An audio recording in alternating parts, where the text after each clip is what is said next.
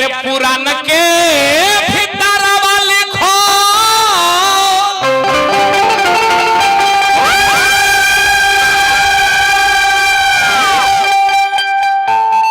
और पनमा के ऊपरवा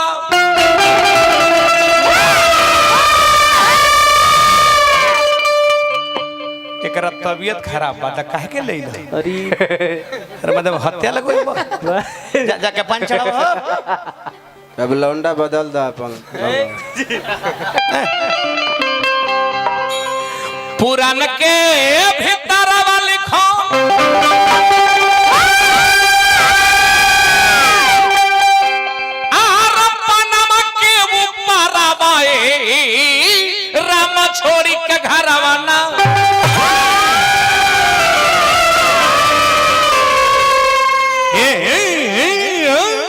राम छोड़ी के घरवाना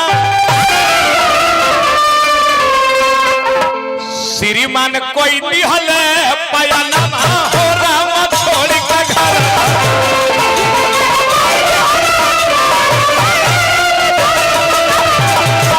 श्रीमान कोई दिहल पयाना हो राम छोड़ी के घर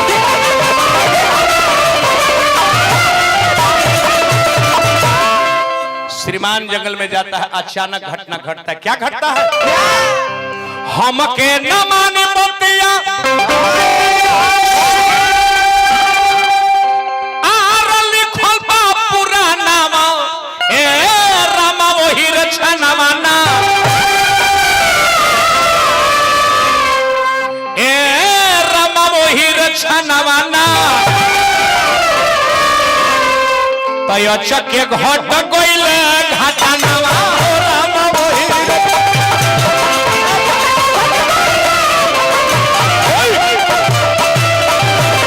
चके हो गइले घाटानावा हो राम वही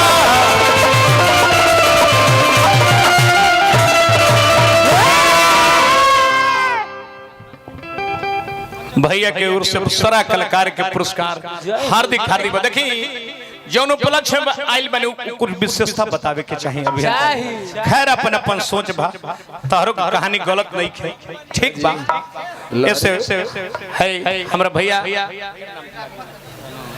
धनु भैया की ओर से बड़ी बड़ी के पुरस्कार हार्दिक हार्दिक प्रणाम बा। अब देखिए अचानक घटना क्या घटता है कि तपस्या करते करते वो लड़का की अचानक मृत्यु हो जाती है अचानक काल खा गया जब काल खा गया तो निमि के पता चला कि मेरा बेटा इस दुनिया से चल बसा देखिए श्राद्ध गुरुपति कहां से भइल बा हाजी हाजी मेरा बेटा इस दुनिया से चला गया जाके अपन धर्म पत्नी से कहते कि प्राणेश्वरी बेटा के वियोग मुझसे बर्दाश्त नहीं हो अरे अचकी में उड़ी रे गईल आरे चक्की में मुड़ी रे गईल तो तान हो सुंदर अरे सुगवा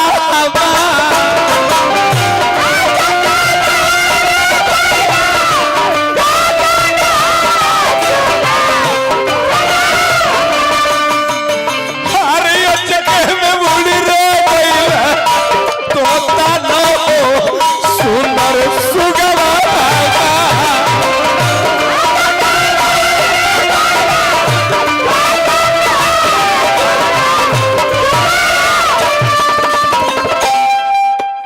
प्राणेश्वरी बेटा बिना लाल बेटा दिया कोई से हम खाई बोतिया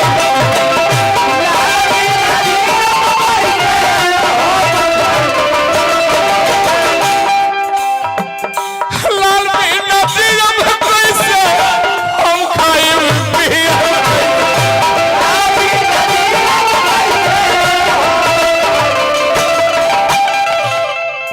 हमारा भैया कथा बुझाए के चाहिए ईश्वर यादव जी के सुपुत्र हैं हमारा धर्मेंद्र भैया भी से बहुत रुपए के पुरस्कार एक प्रसंग पर श्राद्ध क्या है क्यों किए जाते हैं किसने शुरुआत किया श्राद्ध और श्राद्ध करने से फायदा क्या है लहरी बाबा अब हमारा हर लाल बिना दियम कोई से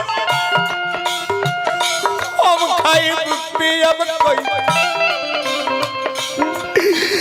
हर दिलवा में बड़ा दुखवा हे दिलवा में बड़ा दुखवा बोला न हो सुंदर सुगवा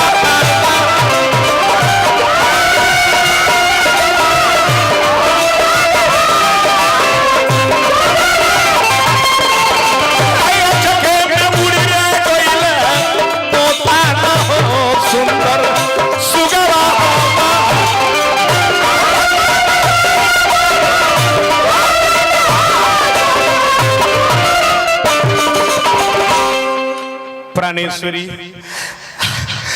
मुझसे बेटा के वियोग बर्दाश्त नहीं हुआ। अब जौन जौन लइकवा के जिंदा में भावत रहे ना निमिका के निकुल समन्वय के इकट्ठा कईनी आ 7 गो ब्राह्मण बनैनी आ कुश के चटाई बिछैनी ये लोक में सबसे पहले श्राद्ध करने का विचार निमि ने किए। क्या किए?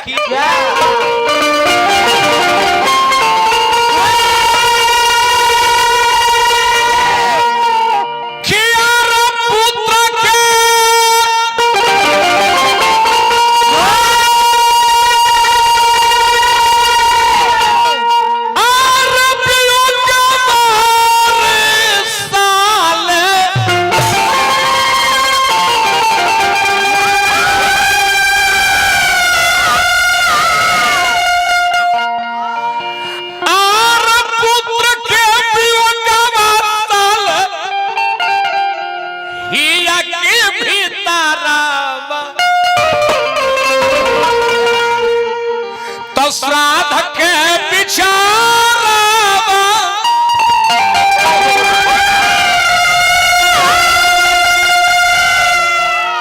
आर कोई नहीं राम तो श्राद्ध के विचार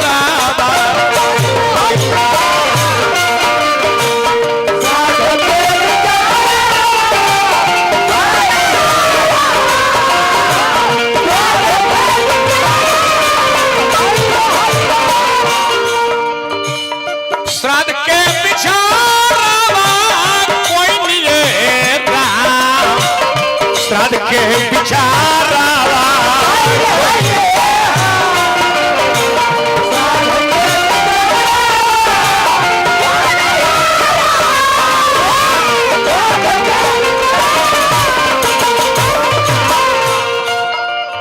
हमारे जितेंद्र भैया श्राद्ध के प्रसंग को बहुत के पुरस्कार हार्दिक हार्दिक प्रणाम। हर जमन जमन भावत रहे हर बबुआ के समानवा हर सबरे जुटाई के बोलवले बाबा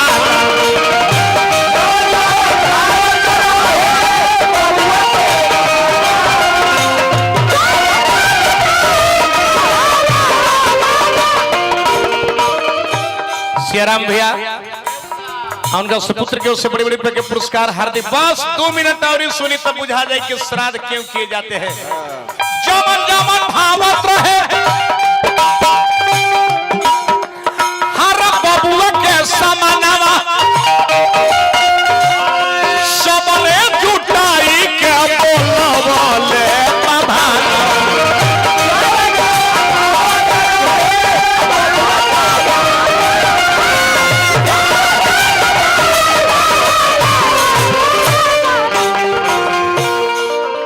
बाबा कुसके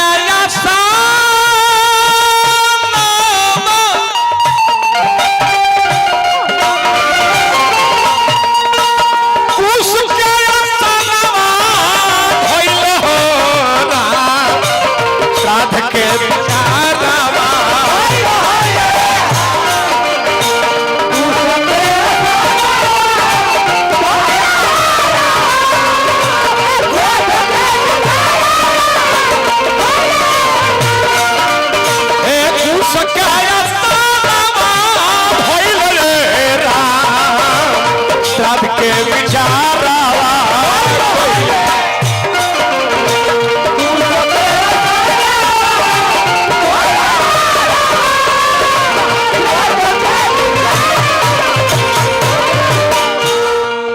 श्राद्ध करके ब्राह्मण के भोजन करा दिले। अब ब्राह्मण के पेट में वो अन्न पचते नहीं थे। नीमी का पार पर हाथ रख के बैठ गई। दुनिया में कोई नहीं किया था, वो मैं कर डाला। अब ब्राह्मण के पेट में अभी श्राद्ध के अन्न पचिए नहीं रहे हैं। नहीं हो सकता है ब्राह्मण अब मर जाएंगे। जब मर जाएंगे तो मुझे ब्रह्म हत्या लग जाएगा। आज चिंता में कपार पर हाथ रख के बैठ गई। नहीं वही समय में अत्रि मुनि के आगमन भइल। भइल का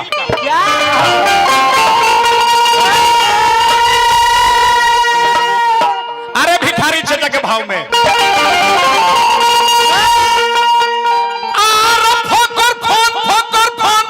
फोन में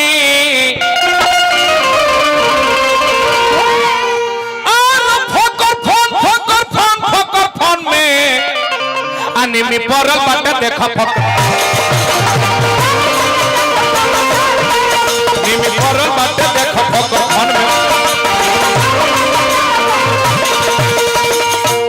सोनू भाई को से बड़ी रुपए के पुरस्कार पद प्रतिष्ठा पर ही कामना करम आगना के भाग दोरा के सुहाग बना रहे। निमी परल बाटे देखो फक निमी परल बाटे देखो फक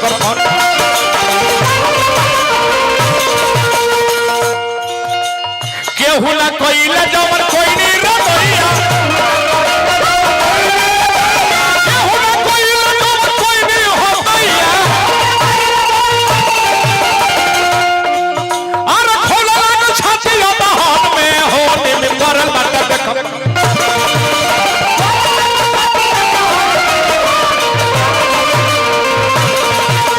खोला ना छाती बहान में निमी परल बाटे देखो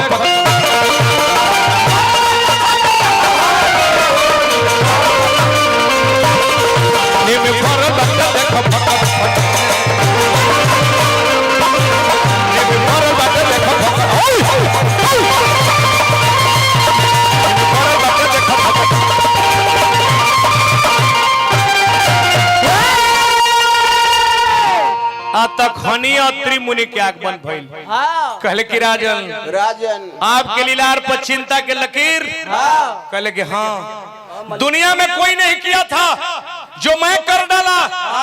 हो सकता है श्राद्ध के अन्न खा के ब्रह्म न मर जाएंगे। किसी को पेट में पच नहीं रहा है नहीं ब्रह्म हत्या लगेगा। कहले कि नहीं राजन आपने किए हैं बहुत बढ़िया किए हैं लेकिन करने का ढंग गलत है। श्राद्ध के पहला भोजन अग्नि को दिया जाता है। आज हो श्राद्ध में अग्नि के भोजन दिया श्राद्ध के पहला भोजन अग्नि को दिया जाता है। दूसरा भोजन कुर खेत में रखा जाता है। तीसरा भोजन ब्राह्मण को खिलाया जाएगा। चौथा भोजन पंच लोग खाएगा तब पेट में पच जाएगा उस सब का अन्न। उसी समय प्रेतात्मा बन के वो भटकत रहे श्रीमान। प्रेतात्मा जगह ना मिलत रहे तब फिर का कहले निमी की फिर भोजन बनैले। ब्राह्मण के बोलाइले कुश के चटाई बिछाइले। श्राद्ध के पहला भाग अग्नि के दे देले। दूसरा भाग कुरुक्षेत्र में रख देले। तीसरा भाग ब्राह्मण के खियाइले तो सबके पेट में अन्न पच गईल।